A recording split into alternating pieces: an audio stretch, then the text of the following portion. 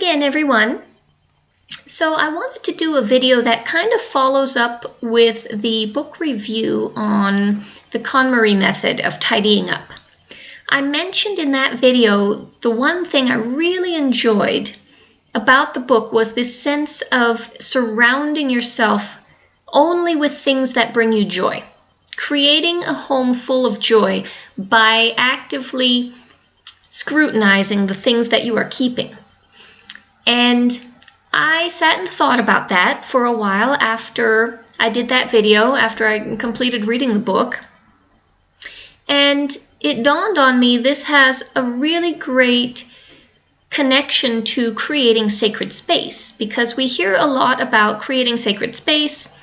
And what does that mean? What does that mean to you? What does that mean in general? And very often we'll talk about energy clearing, about saging, lighting incense, maybe keeping sacred objects, whatever is sacred to you, in that space. The sacred space could be permanent, it could be temporary, you could set it up when you need it, take it down after that. But I began experimenting with the idea of my entire home being sacred space. I think for a lot of witches that's the ultimate goal. We want our homes to be our sacred space. So it really doesn't matter what corner of the home we're in.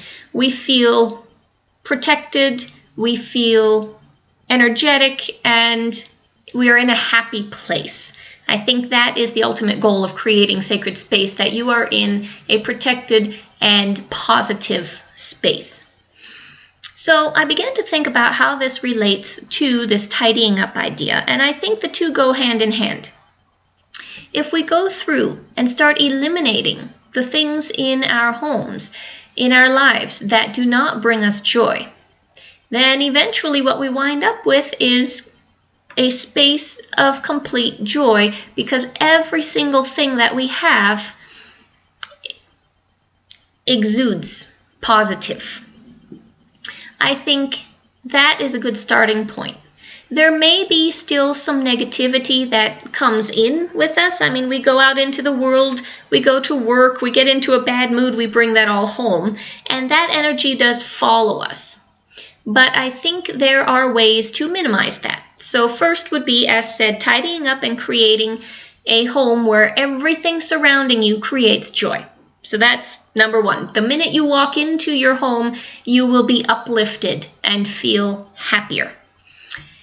Number two, saging, smudging, lighting incense, creating scents that purify the space. It could be a spritzer. Maybe if you live in a small place or an apartment like I do, sometimes you can't run that much smoky stuff. So a spritzer would be good to clear energies.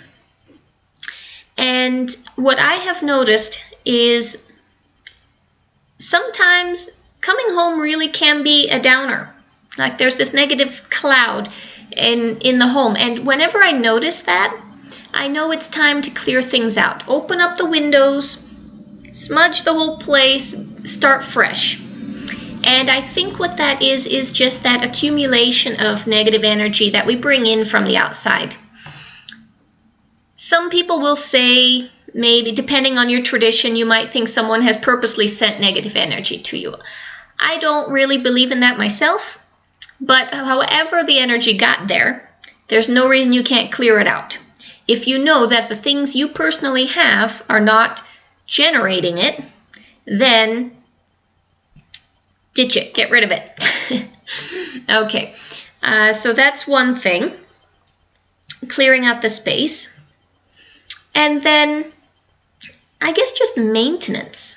I do know that, and as far as energy following you inside the house, there are certain tricks and tips that I have seen, a couple of which I have tried and like, that come from different traditions. I do like the idea of the hoodoo tradition that incorporates creating a purifying or cleansing wash and then washing your front stoop and your door and also using powders and washes to wash by any opening in your home, like the windows. I don't necessarily go for all of the ingredients that are in those mixes, but you can create your own if you want something more personalized, and I think that works just fine. Is periodically maybe make it part of your cleaning routine to go through the house, put barriers up by the windows, along the door frames, and wash everything down. Wash everything down, clear out the space. I think that's a good thing to keep in mind and to incorporate into your everyday cleaning routine. Anything else I want to say on that? I think that was mainly it. Just how reading that book had gotten the gears moving for me, that creating sacred space does not necessarily limit itself to creating altar space, meditation space, ritual space. Sacred space is anything that you need it to be. So for many of us, our home is our sacred space. Our home is our safe place. And we need to not take that for granted. Negativity comes in with us, and we need to acknowledge it. We need to respect our space and not just, again, take it for granted, and treat it like something that is worthwhile and special. We can do that through acknowledging the space by keeping it tidy and periodically cleansing and moving out any negativity. So hopefully this little blip was interesting to you. If you have any good tips or tricks on creating sacred space within the home, clearing out negative energy, I'd love to hear it, because I am always looking for new things to incorporate in my own practice. Thanks very much, and talk to you later.